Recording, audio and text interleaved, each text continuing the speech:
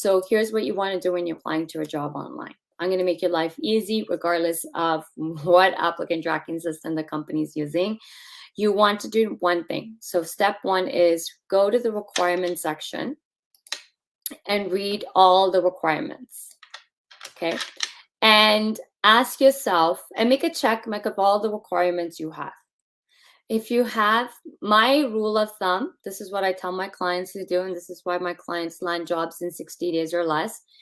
I always tell my clients, if you don't match the requirements 80% or more, don't apply to a job. If your goal is to land an interview, then do not apply to a job that where you don't meet 80% of the requirements. Why?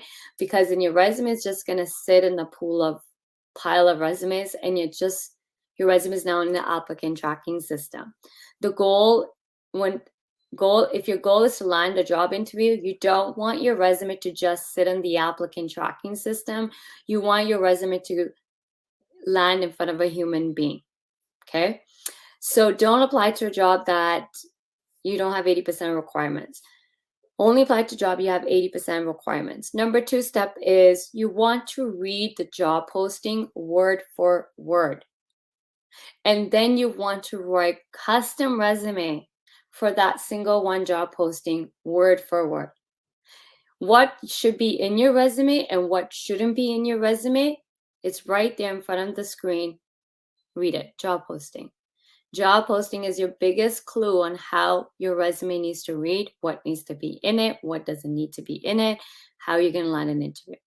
Okay, step 3 is you want the reader, when it lands in front of a reader, a human being, you have 5 seconds to grab attention.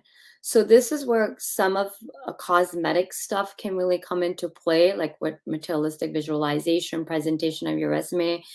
We can use little tools to really grab and capture attention, because you have 5 seconds to grab a reader's attention. Best way to grab a reader's attention is to really make your resume 100% different than what's not on the internet. A lot of times what's happening, majority of people are just using the internet resume templates and using the same generic words that we find all over internet.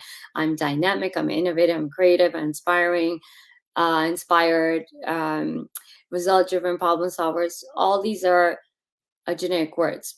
You don't want to use a template and then just use that template's wordings. And this is where a lot of people are failing.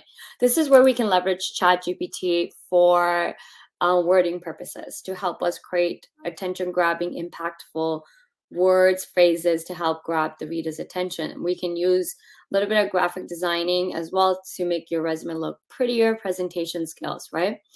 So we grab their attention. Now we want to retain the reader's attention, because we can grab attention doesn't mean we can keep the attention, right? So the goal is to grab attention, keep attention, for them to then do the last step, which is call you for an interview. The goal needs to be they call you for an interview.